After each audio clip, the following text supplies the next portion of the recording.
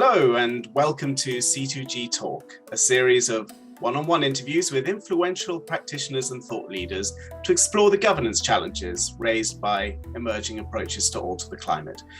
I'm Mark Turner and I'm talking today with Janos Pasztor, who is the Executive Director of the Carnegie Climate Governance Initiative, to introduce some of the topics and goals of this series. Welcome, Janos, to C2GTalk.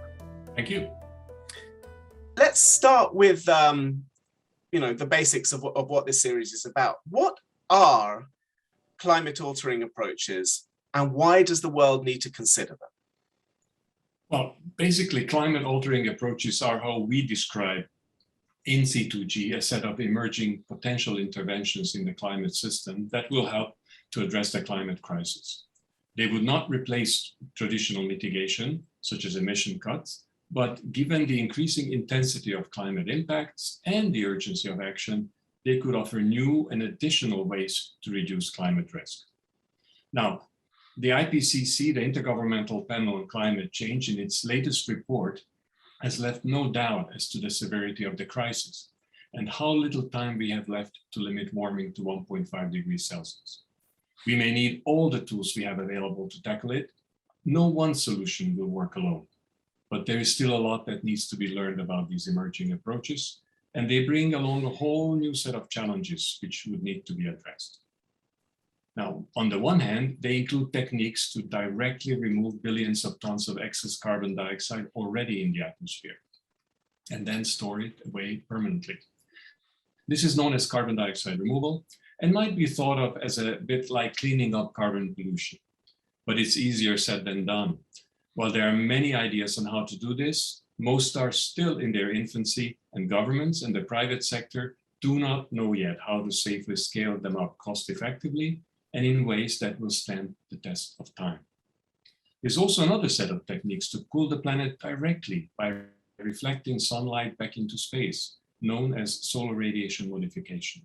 These approaches, which also vary and all bring challenges, would not directly address the source of the problem, but could, if governed and implemented properly, help reduce climate impacts or avoid dangerous tipping points while the world completes decarbonization.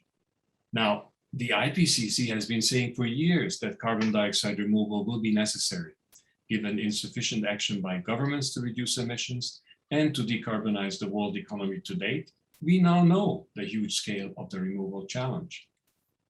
The August 2021 report of Working Group 1 of the IPCC depicts how challenging the deep emissions cuts and also the needed carbon dioxide removal will be. Some analyses indicate that even these together may not be enough to keep warming to 1.5 degrees Celsius or less. And therefore, the world may need to consider solar radiation modification approaches as well. Now, of course, in all cases, these emerging approaches will need a sustained process of learning, discussion, and international decision-making that involves a large number of different people. And this is part of what we mean when we at C2G talk about governance. Given this challenge that you've outlined, how much consideration of these approaches is now underway? And what is stopping or in the way of a more comprehensive discussion emerging? And perhaps we'll take each in turn, start with carbon dioxide removal and then move on to solar radiation modification. Yeah, it's a good idea to take them in turns because they are actually quite different. So first, large-scale carbon dioxide removal is beginning to be considered. Research as well as limited commercial deployment is taking place in different parts of the world, but many of the governance challenges still need to be addressed. However, national and international institutions do exist with the appropriate mandates to consider, address, and resolve challenges and opportunities in this area. At the international level, the UN Framework Convention on Climate Change, the UNFCCC in particular, but also the Convention on Biological Diversity and the London Protocol of the London Convention are particularly relevant. Now, the situation for solar radiation modification is quite different. First of all, it is still a theoretical concept. Some limited research is taking place about the potentially available technologies, the risks, the benefits, and the governance challenges. It is, however, not well understood. neither the potential benefits, such as the rapid cooling of the planet it could provide, nor the many risks, some even unknown risks, nor the ethical, justice, and general governance challenges it poses. Moreover, comparing the risk of doing something needs to take place not in isolation, but compared to the risks of not doing so. There needs to be a much wider level of discussion amongst relevant stakeholders.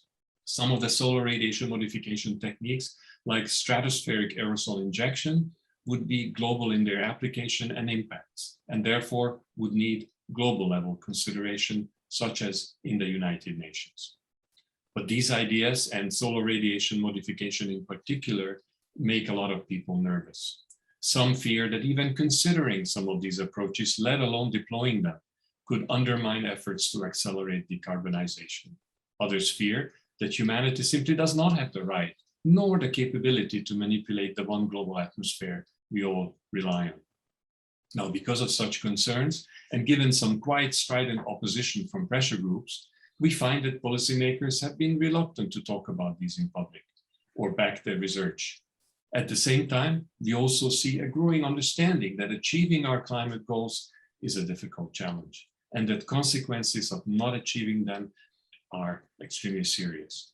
In order to bridge the gap, we at C2G believe different stakeholders need to come together and have conversations about the potential role, if ever, of solar radiation modification. In the context of these concerns, at the same time, the urgency, how is C2G helping to catalyze these discussions to bring people on board? And perhaps you could say a little bit about C2G's priorities to achieve that over the next 3 years. Okay, so C2G's mission is to contribute to the strengthening or the development of governance frameworks for both carbon dioxide removal and solar radiation modification. We do this by catalyzing actors in different, mainly in intergovernmental, but also some other non-state actor processes to learn and improve understanding of the risks, benefits, and governance challenges and opportunities of these techniques. Now, we do this by first explaining to policymakers what these ideas are, what kind of challenges are involved.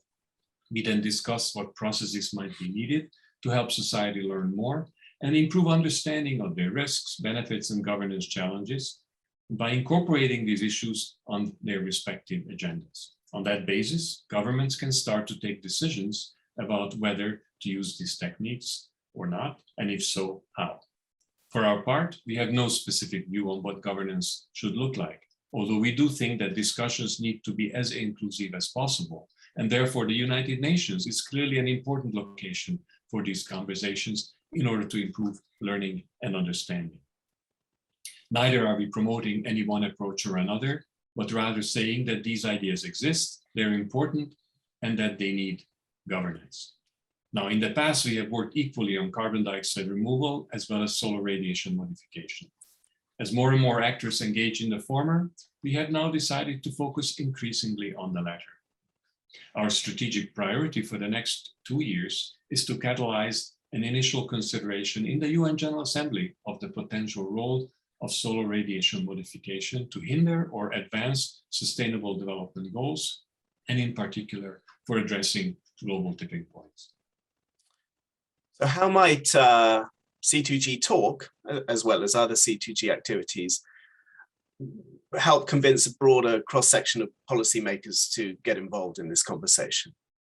Well, our C2GTalk series interviews decision makers and their senior advisors on various aspects of the governance of these emerging approaches to alter the climate.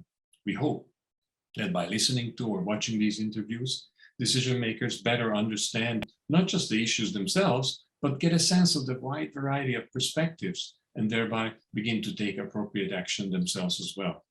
And it is really important for policymakers to see their peers engaged in these discussions. It can be difficult for public servants to be seen as a lone voice on an issue, but if they see a community of respected people who have a track record of doing the right thing, starting to learn and discuss what might or might not be possible, and thinking about how governance might work, this can make it easier for the necessary discussions to take place. Well, let's hope that success is reached. Yep. Thank you very much, Mr. Pasztor. You're welcome.